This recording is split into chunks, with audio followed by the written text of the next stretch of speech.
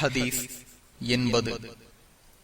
அபு இமாரா என்ற பராவு இப்னு ஆசிப் ரலியல்லாஹு அன்ஹு அவர்கள் அறிவிக்கின்றார்கள், இன்ன மனிதரே, உன் படுக்கைக்கு நீ உறங்க வந்தால், அல்லாஹும்ம அஸ்லம்து நஃப்ஸி இலைக்க வ வஜ்ஜஹது வஜ்ஹிய இலைக்க வ ஃபத்தல்து அம்ரி இலைக்க வ அல்ஜஅது ظஹ்ரி இலைக்க ரக்பத்தன் வ ரஹ்பத்தன் இலைக்க லா மல்ஜா வலா மன்ஜா மின்க இல்லா இலைக்க ஆமன்து பிகிதாபிக அல்லதி அன்ஸல்த வ பிநபியிக அல்லதி அர்ஸல்த என்று கூறி, நீ இரவில் இறந்து விட்டால் மார்க்கத்தில் இருந்த நிலையில் மரணிப்பாய்.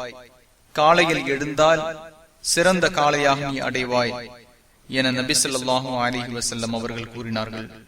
புகாரி 6313, முஸ்லிம் 2710, 57 மற்றும் 58.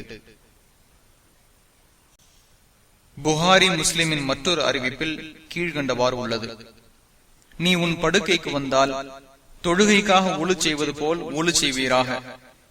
பின்பு உமது வலப்புறமாக திரும்பி படுப்பீராக. பின்பு மேலே குறிப்பிட்ட அல்லாஹும்ம என்ற துஆவை ஓதுவீராக. இதையே நீ கூறுவதில் இறுதியானதாகவும் ஆக்குவீராக என்று எனக்கு நபி ஸல்லல்லாஹு அலைஹி வஸல்லம் அவர்கள் கூறினார்கள்.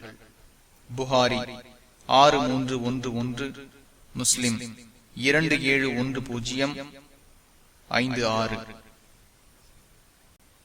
துவாவின் பொருள்: இறைவா, என்னை உன்னிடம் ஒப்படைத்து விட்டேன்.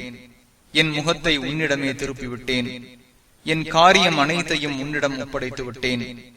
என் முதுகை உன் பக்கம் சாய்த்து விட்டேன். உன்னை பயந்தும் உன்னிடம் ஆதரவு வைத்தும் இவ்வாறு செய்தேன். ஒதுங்கும் இடமும் உன்னை விட்டும் காக்கும் இடமும் உன்னிடமே தவிர இல்லை. நீ இறக்கி வைத்த உன் வேதத்தை நம்பிக்கை கொண்டேன். நீ அனுப்பிய உன் தூதரையும் நம்பினேன்.